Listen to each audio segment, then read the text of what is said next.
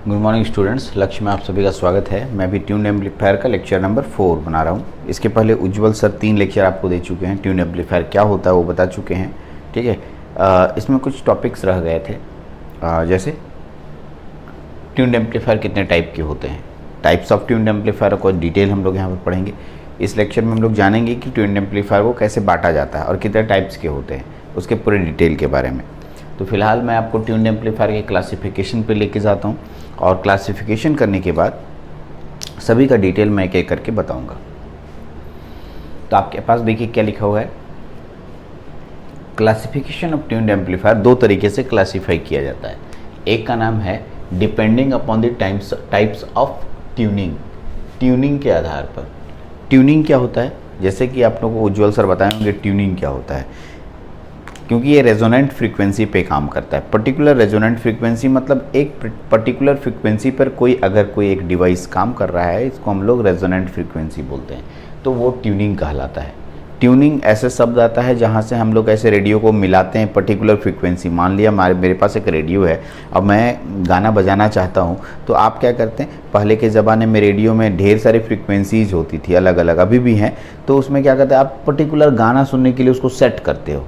क्या करते हो, घुमाते हो इस तरीके से, गोल गोल गोल गोल, उसमें एक नॉब बना रहता है, उसको तुम मूव करते हो। उसको मूवमेंट करने से एक पर्टिकुलर फ्रीक्वेंसी पे जाकर रुक जाता है और वो उसी स्टेशन की फ्रीक्वेंसीज या उसी जगह की फ्रीक्वेंसीज को कैप्चर करने लगता है।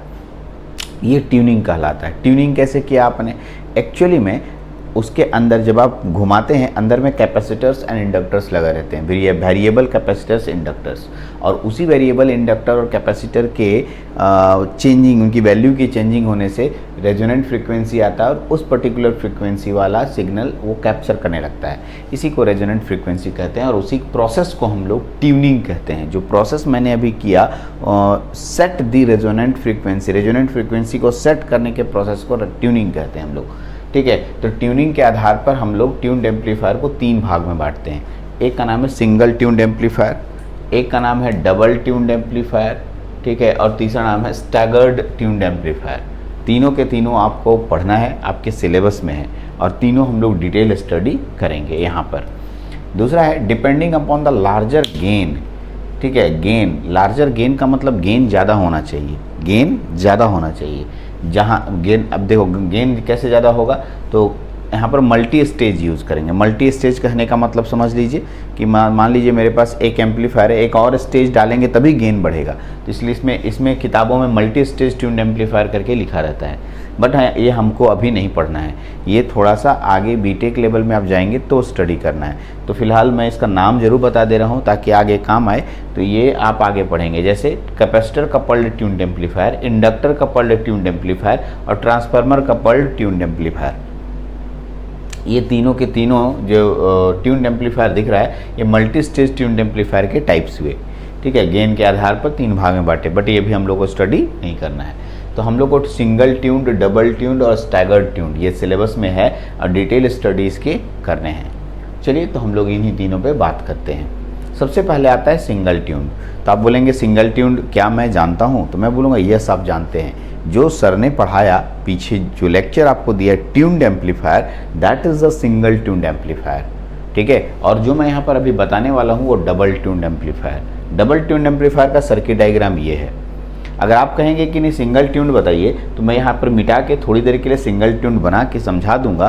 पहले सिंगल ट्यून्ड में आपने क्या सीखा था, उसके बाद तो सिंगल ट्यून्ड में क्या होता है वो मैं समझाता हूँ। मैं यहाँ नहीं मिटा रहा हूँ, समझाता हूँ। ऊपर में प्लस VCC सप्लाई होता है और यहाँ से इस कलेक्टर से आप एक रेसिस्टेंस लेते हैं, यहाँ एक कैपेसिटर लेते हैं और यहाँ एक इंडक्टर लेते हैं, और दोनों के दोनों वेरिएबल होता है, आपको याद होगा।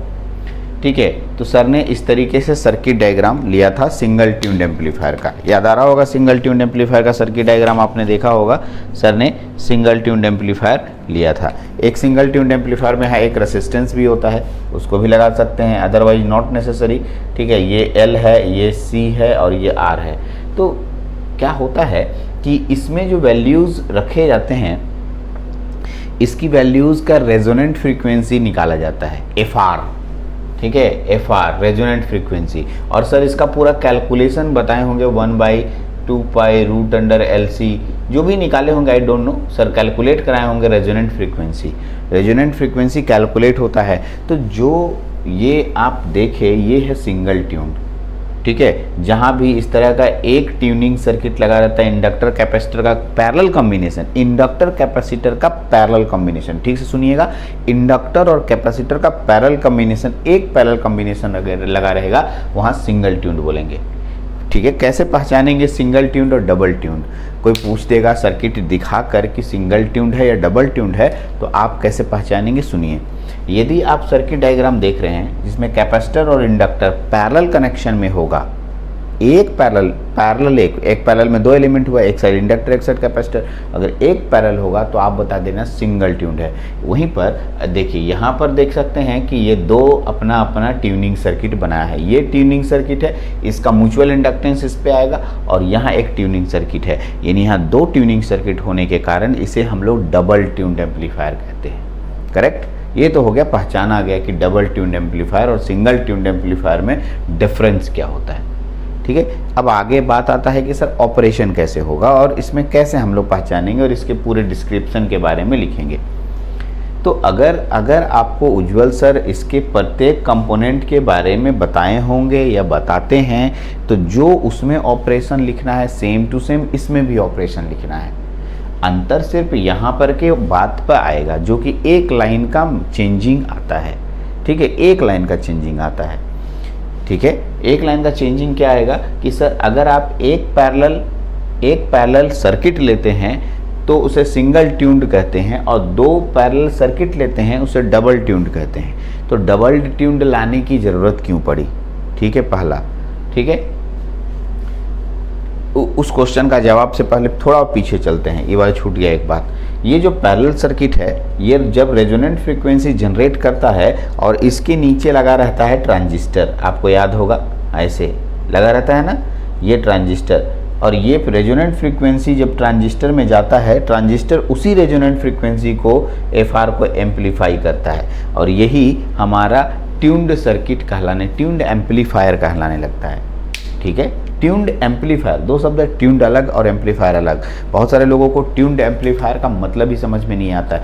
ट्यूनिंग करने का मतलब एक पर्टिकुलर फ्रीक्वेंसी पे वर्क करना, जिसे रेजोनेंट फ्रीक्वेंसी बोलते हैं। रेजोनेंस कंडीशन अप्लाई करवाना। रेजोनेंस कंडीशन क्या होता है? तो impedance of capacitor is equal to impedance of inductor, पढ़े होंगे आप लोग। अगर दोनों के रिएक्टेंस, ठीक है, यानी कि सॉरी बोल दिए, reactance of capacitor is equal to reactance of inductor, दोनों के रिएक्टेंस जहाँ इक्वल हो जाएंगे वहाँ पर हम लोग रेजोनेंस कंडीशन बोलते हैं, और वहाँ से एक फ्रीक्वेंसी कैलकुलेट होता है, उस जिस फ्रीक्वेंसी पर ऐसा दोनों का रिएक्टेंस इक्वल होगा उसे रेजोनेंट फ्रीक्वेंसी बोलते हैं। तो रेजोनेंट फ्रीक्वेंसी यहाँ से निकलवाया जाता है। सर ऐसे थोड़ी अपने आप निकलता है, नहीं सर, ये वेरिएबल है, इसको नॉब से घुमा घुमा के एडजस्ट किया जाता है और रेजोनेंट फ्रीक्वेंसी निकाला जाता है, और रेजोनेंट फ्रीक्वेंसी निकालने के बाद वही रेजोनेंट फ्रीक्वेंसी इस ट्रांजिस्टर में जाता है, और ट्रांजिस्टर पता है आप एम्पलीफायर की तरह काम करता है, उस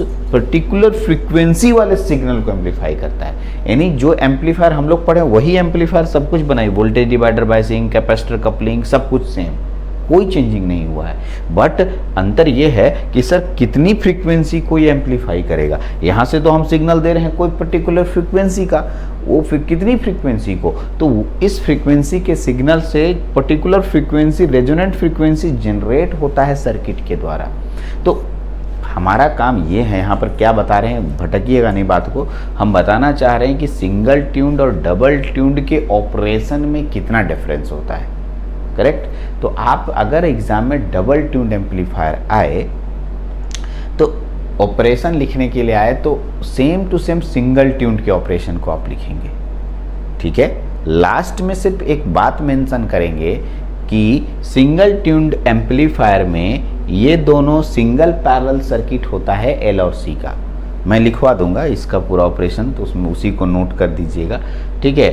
और इसमें 2 पैरेलल ट्यून्ड सर्किट होते हैं, ठीक है, और इन्हीं 2 पैरेलल ट्यून्ड सर्किट के कारण ही इसे डबल ट्यूनिंग कहते हैं, डबल ट्यून्ड एम्पलीफायर कहते हैं, ठीक है। सर ऑपरेशन थोड़ा समझाइए। मैं उसको समझाने की कोशिश करता हूँ। तो यहाँ तक तो क्लियर हो गया। मैं लिख देता हूँ, in double tuned amplifier there are two tuned, लिखा हुआ है साफ साफ, there are two tuned circuit used, दो ट्यून्ड सर्किट का प्रयोग होता है। They are inductively coupled to each other, एक दूसरे से इंडक्टिवली कपल्ड होते हैं। ये ट्यून्ड सर्किट अलग है और ये ट्यून्ड सर्किट अलग है, दोनों इंडक्टिवली कपल्ड इसको कहते हैं। एक इंडक्टर दूसरे इंडक्टर के पास जाता है तो म्यूचुअल इंडक्टेंस होना संभव होता है। और म्यूचुअल इंडक्टेंस आप बोलिएगा सर क्या होता है, मैं आपको समझाऊं तो ऐसा लगता है कि म्यूचुअल इंडक्टेंस हमको आपको समझाने की ज़रूरत नहीं होनी चाहिए।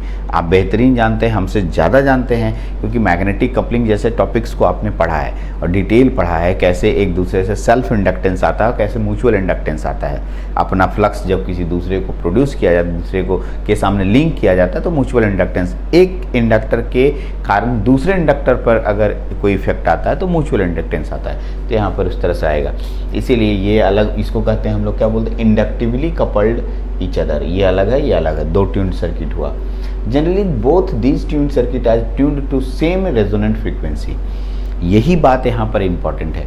ये कोई दो फ्रीक्वेंसी जनरेट नहीं करेगा, इसको इसको इसको और इसको, चार दो ट्यून्ड सर्किट है अलग अलग। ये ट्यून्ड सर्किट एक एफआर को जनरेट करेगा। एफआर मतलब रेजोनेंट फ्रीक्वेंसी, और ये भी उस तरह से एडजस्ट करना है कि यहाँ भी एफआर जनरेट करेगा। दोनों एफआर मिलाकर एक शार्प एफआर, मतलब वही एफआर जनरेट होगा। ठीक है, यानी कि चार इंडक्टिव सर्किट का प्रयोग करके एकदम फाइन मतलब जैसे इसमें तो फाइन उतना नहीं आता है, लेकिन ये उससे फाइन है, यानी उससे एक तरह से रिफाइंड समझिए। यानी कि उसमें और कोई मतलब ज़्यादा, इसमें कुछ नॉइज़ भी आ जाएगा। ठीक है, हम लोग तो प्रैक्टिकल निकालेंगे एफआर, बट एफआर एग्जैक्टली होगा वो नहीं पॉसिबल है, लेकिन इसमें उससे भी फाइन फ्रीक्वेंसी रेजोनेंट फ्रीक्वेंसी आता है। ठीक है, और इसी फाइन रेजोनेंट फ्रीक्वेंसी के कारण हम लोग का ज़्यादा अच्छा माना जाता है डबल ट्यून्ड को। लेकिन ज़्यादा अच्छा मानने से मान लेंगे तो यही यूज करेंगे, लेकिन इसका ड्रॉबैक भी तो है सर। इसमें एक सिंगल सर्किट का प्रयोग करके कम पैसा लगा कर सर्किट का जो कॉम्बिनेशन है कम यूज करके हो गया, बट इसके कॉम्प्लिकेटेड सर्किट्स होते हैं और इस कॉम्प्लिकेटेड सर्किट में नंबर ऑफ कंपोनेंट्स भी ज़्यादा लगते हैं, पैसा भी ज़्यादा लगेगा। ठीक है, तो यही बात है इसके साथ। तो मैं अभी थोड़ी देर में ऑपरेशन लिखते समय लिखूंगा कि ये और ये दोनों एक कॉमन रेजोनेंट फ्रीक्वेंसी को जनरेट करते हैं और उसी कॉमन रेजोनेंट फ्रीक्वेंसी को ये एम्पलीफायर एम्पलीफाई करता है, और इसे ही हम लोग डबल ट्यून्ड एम्पलीफायर कहते हैं। ठीक है, कोई बहुत बड़ा टॉपिक नहीं है, स्टैगर्ड उसी तरीके से मल्टीपल रेजोनेंट पैरेलल सर्किट अगर रहेगा आपके पास तो उसे हम लोग स्टैगर्ड बोलेंगे, जो कि आगे मिलेगा आपको। ठीक है, तो पहले यहाँ तक तो आप पूरा नोट डाउन कर लें, यहाँ तक पूरा नोट डाउन कर लें। हाँ, यहाँ पर देखिएगा मैंने आउटपुट आपको कहीं नहीं दिखाया, यहाँ आउटपुट आप दिखाएंगे।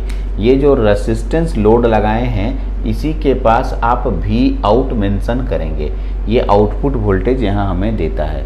ठीक है, तो इस तरीके से ये कहलाता है डबल ट्यून्ड एम्पलीफायर। इसके नीचे कुछ ऑपरेशंस लिखने हैं, मैं लिख देता हूँ या उधर मिटाकर लिख देता हूँ, इसको तब तक कॉपी कीजिए। ठीक है,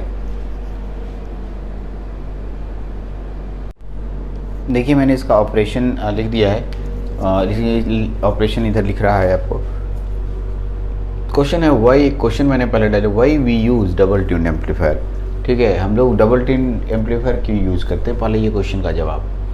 तो यहाँ जो मैंने आंसर लिखा, इस आंसर को थोड़ा ध्यान से देखिएगा, बहुत इसमें अंडरलाइन कर रहा हूँ। कहता है सिंगल ट्यून्ड एम्पलीफायर जो हम लोग यूज़ करते हैं उसका जो फ्रीक्वेंसी रिस्पॉन्स होता है वेरी शार्प।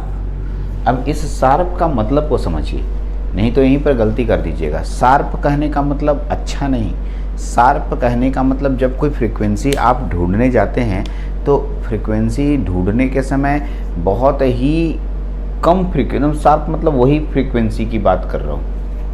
इसको ऐसे समझिए, पहले इस शार्प को समझने के लिए मैं एग्जांपल दे रहा हूँ, उसको समझिए। बहुत साल पहले की बात यूज लेते हैं, जब आपके फादर रेडियो सुना करते थे, उस समय टीवी का ज़माना नहीं था। ठीक है, पता नहीं उस समय तक आप लोग रेडियो देखे कि नहीं देखे, आई डोंट नो, मैंने यूज़ किया है। नहीं है, ये बता रहा हूँ 1995, उस समय सभी के घरों में टीवी नहीं हुआ करता था, 1995 के आसपास। उसमें रेडियो बहुत फेमस हुआ करता था, तो रेडियो से ही समाचार लोग सुनते थे। उस समय रेडियो में एक नॉब रहता था, एक छोटा वाला नॉब रहता था और एक बड़ा वाला नॉब रहता था, ठीक है, और एक बड़ा नॉब रहता है। और इस रेडियो में एक स्केल लगा रहता था, जिसमें इस नॉब को घुमाने पर स्केल से इधर उधर, ठीक है, यहाँ पर लाइनिंग जाता है, इसमें नंबरिंग लिखा रहता है किस फ्रीक्वेंसी पे काम कर रहा है, ठीक है। बहुत अब याद आ रहा होगा धीरे धीरे, बहुत लोग यूज़ भी किए होंगे, बहुत सब लोग गांव से बिलोंग्स करते हैं तो मैक्सिमम लोग देखे होंगे। तो एक्चुअली में जब हम उसको मूव कराते थे और हमको मन किया गाना सुनने का, तो कहा जाता था कि मुंबई रेडियो स्टेशन लगाओ। मुंबई रेडियो स्टेशन लगाने के लिए हम घुमाते थे, तो जैसे ही थोड़ा घुमाते थे तो समाचार सुनाने लगता था, फिर थोड़ा और कम करते थे तो भोजपुरी गाना लग जाता था, फिर थोड़ा दोनों के बीच में लगाते थे तब हिंदी गाना सुनाई देता था। मतलब इधर फ्रीक्वेंसी थोड़ा बढ़ गए तो समाचार आ गया, थोड़ा कम हो गए तो भोजपुरी गाना हो गया, बीच में जो है वो मेरा एकदम हिंदी सॉन्ग सुनाई दे रहा है। तो ये ट्यूनिंग, मतलब दोनों की फ्रीक्वेंसी, तीनों की फ्रीक्वेंसी रेंज इतनी शार्प थी कि हमको एडजस्ट करने में परेशानी हो रही थी। ये यहाँ पर एडजस्ट करने में परेशानी को यहाँ शार्प कहा गया है, करेक्ट। ये सिंगल ट्यून की बात थी। लेकिन अगर मैं इसको थोड़ा फ्लैट कर दूँ, फ्लैट का मतलब चपटा, मतलब थोड़ा डिस्टेंस बना दूँ का मतलब, जैसे इधर तो समाचार सुनाई देगा ही, इधर मेरा दूसरा गाना सुनाई देगा ही, लेकिन बीच का जो लेवल है जिसको मैं सुनना चाहता हूँ उसका कुछ फ्रीक्वेंसी का थोड़ा एरिया, दायरा बढ़ा दिया जाए, बैंडविड्थ बढ़ा दिया जाए, जिससे थोड़ा हम आसानी से ट्यूनिंग कर सकें, आसानी से एडजस्ट कर सकें, और वो उस पर्टिकुलर स्टेशन या उस पर्टिकुलर फ्रीक्वेंसी पे जो भी सिग्नल होगा इजी वे में टेक आउट कर सके, ठीक है। इसे फ्लैट कहते हैं। इस प्रोसेस को क्या बोलते हैं? फ्लैट। यहाँ वर्ड यूज किए हैं फ्लैट, ठीक है। तो इन सब शब्दों को समझिएगा, यहीं पर शब्द को समझना है आपको। वर्ड्स मैंने यूज किया वेरी शार्प और एक में फ्लैट। तो क्योंकि सिंगल ट्यून्ड एम्पलीफायर का फ्रीक्वेंसी रिस्पॉन्स बहुत ही शार्प होता है, तो उसको एडजस्ट करने में परेशानी होती है, इसीलिए हम लोग उसके फ्रीक्वेंसी को फ्लैट करने के लिए, थोड़ा सा उसका दायरा बढ़ाने के लिए हम लोग डबल ट्यून का प्रयोग करते हैं। ये क्लियर? कोई पूछ दे तो एकदम साफ साफ जवाब दीजिएगा, इसीलिए मैंने लिख दिया। बहुत जगह ऐसे क्वेश्चंस आते हैं और आपका कंसेप्ट क्लियर नहीं रहता है, तो मैंने वही लिखा है जो इसमें लिखा। देखिए R1 R2 RE जो है इसका बाइसिंग रेसिस्टेंस होता है। ये C1 L1 और L2 C2 यहाँ पर दो कपलिंग एलिमेंट है, वही लिखा हुआ है, ठीक है। ऑपरेशन देखिएगा, the resonant frequency FR is adjusted to be equal to the frequency of input signal, ठीक है। जो इनपुट सिग्नल इधर आएगा रेडियो फ्रीक्वेंसी, उसी की तरह इसको एडजस्ट करना है और उतने ही फ्रीक्वेंसी पे एडजस्ट करना है जितना फ्रीक्वेंसी इनपुट पे आएगा, ठीक है। जिसे हम लोग radio frequency, this radio frequency signal is to be amplified, ठीक है, to the base via coupling capacitor C। Coupling capacitor C के द्वारा जो इनपुट सिग्नल आ रहा है, जिसे RF सिग्नल कहते हैं, वो रेजोनेंट फ्रीक्वेंसी भी ऐसा एडजस्ट करना है कि वही आए, ताकि दोनों मिलके एम्पलीफाइड सिग्नल हमें आउटपुट में मिले, ठीक है। तो कुछ बहुत बड़ा बात नहीं है, सब इसी से आपका सिंगल ट्यून्ड और डबल ट्यून्ड के ऑपरेशन में यही अंतर आ जाता है। सिंगल ट्यून्ड में अगर मैं रखता तो भी वही काम होता, लेकिन सर जो फ्रीक्वेंसी होता वो वेरी शार्प होता, उसको एडजस्ट कर पाना बहुत मुश्किल होता।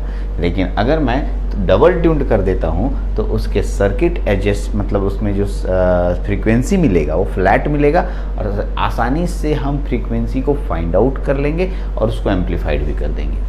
तो डबल ट्यून्ड बेटर होता है सिंगल ट्यून्ड से, ठीक है। चलिए इतना नोट कीजिए, मैं इसके कुछ एप्लीकेशंस लिख देता हूँ, ठीक है। इसका एप्लीकेशंस कहाँ कहाँ यूज़ हो रहा है, ठीक है, मैं उसको लिख देता हूँ। नोट डाउन कीजिए इसको तब तक।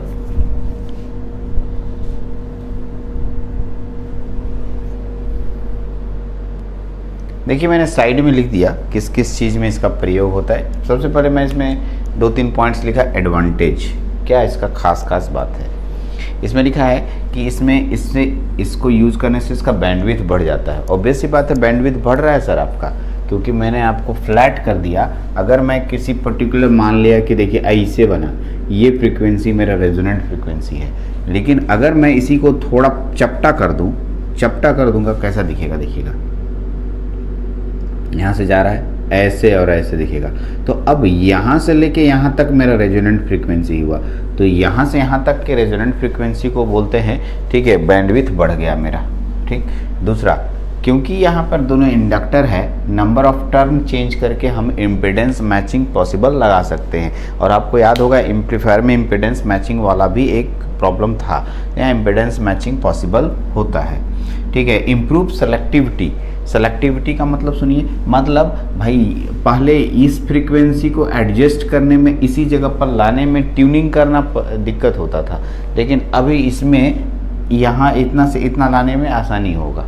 हाँ, ये इसका एडवांटेज में हुआ। डिसएडवांटेज लाओ।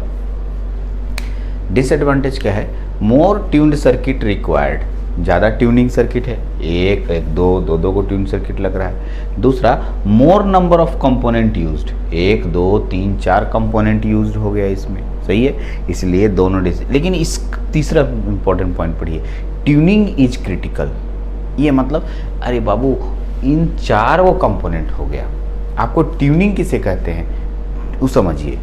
ट्यूनिंग कहते हैं ये कैपेसिटर, ये इंडक्टर, इन सब की वैल्यू को बदलना होता है और ऐसा चेंज करना है कि इस ट्यूनिंग सर्किट की फ्रीक्वेंसी इस ट्यूनिंग सर्किट की फ्रीक्वेंसी से मैच कर जाए। तो भाई मैच जब तुम लैब में रहोगे ना और तुम करने लगोगे ना, होता ही नहीं है। उसको बढ़ाओगे तो ई घट जाएगा, इसको घटाओगे तो वो बढ़ जाएगा, वो घटेगा, बढ़ेगा, बढ़ेगा, घटेगा, एग्जैक्टली मैच कराना मुश्किल हो जाता है। यहाँ पर ट्यूनिंग करना मुश्किल होता है। ठीक है, हाँ ट्यूनिंग आ जाएगा, वो ट्यूनिंग होगा और फ्लैट मिलेगा, बट वो ट्यूनिंग पहले इन चारों इंडक्टरों को उस तरह का कंपोनेंट, उस तरह की वैल्यू में सेट करना जरूरी है, तो वो थोड़ा प्रॉब्लम होता है। ट्यूनिंग इज क्रिटिकल बोलते हैं। इसका एप्लीकेशन एक ही जगह होता है, इंटरमीडिएट फ्रीक्वेंसी एम्पलीफायर।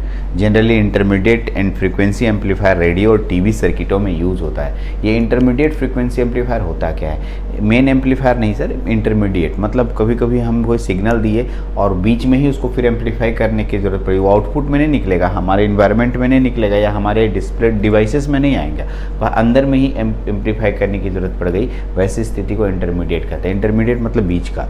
ठीक है, तो वो एम्पलीफायर के बीच में ही रहता है। बहुत सारे जो टीवी सर्किट्स होते हैं और रेडियो सर्किट्स होते हैं उसके अंदर बहुत सारे ऐसे एम्पलीफायर के रहते हैं जहाँ इंटरमीडिएट एम्पलीफायर यूज होता है। बहुत ऐसे जगह है जहाँ सिग्नल को एम्पलीफाई करने की ज़रूरत होती है, वहाँ पर हमें इंटरमीडिएट एम्पलीफायर की ज़रूरत पड़ती है। वैसे स्थानों पर हम लोग डबल ट्यून्ड का प्रयोग करते हैं। सिंगल ट्यून्ड भी वहीं यूज़ होगा, डबल ट्यून्ड भी, दोनों सब जगह का एप्लीकेशन एक ही है। तो ये था छोटा सा मेरा इंट्रोडक्शन क्लास डबल ट्यून्ड पे। ठीक है, अगला जो है होगा मेरा स्टैगर्ड ट्यून्ड, उसको भी हम लोग स्टडी कर लेंगे। ठीक है, उसको भी हम लोग देख लेंगे। तो उम्मीद है समझ में आया होगा। मैं को काफ़ी हद तक समझाने की कोशिश किया। ठीक है, मैंने पूरी कोशिश की कि सर डबल ट्यून्ड कैसे होता है, डबल ट्यून्ड क्या होता है। बहुत सारे स्टूडेंट का डिमांड था, सर ने यहीं बनाए थे, मैं बता दिया। चलिए इस लेक्चर में इतना ही रखते हैं, अगले लेक्चर में फिर मिलेंगे। Thank you very much.